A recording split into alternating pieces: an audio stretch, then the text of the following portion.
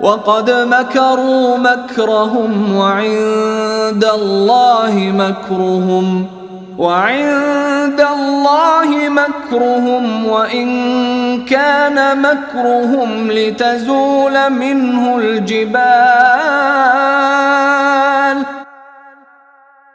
اور وہ لوگ اپنی ساری چالیں چل چکے تھے اور ان کی ساری چالوں کا توڑ اللہ کے پاس تھا، چاہے ان کی چالیں ایسی کیوں نہ ہوں جن سے پہاڑ بھی اپنی جگہ سے ہل جائیں۔ فَلَا تَحْسَبَنَّ اللَّهَ مُخْلِفَ وَعْدِهِ رُسُلَهُ إِنَّ اللَّهَ عَزِيزٌ ذُو انتقام۔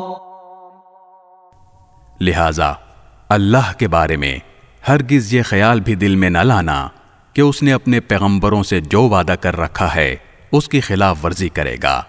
یقین رکھو کہ اللہ اپنے اقتدار میں سب پر غالب ہے اور انتقام لینے والا ہے۔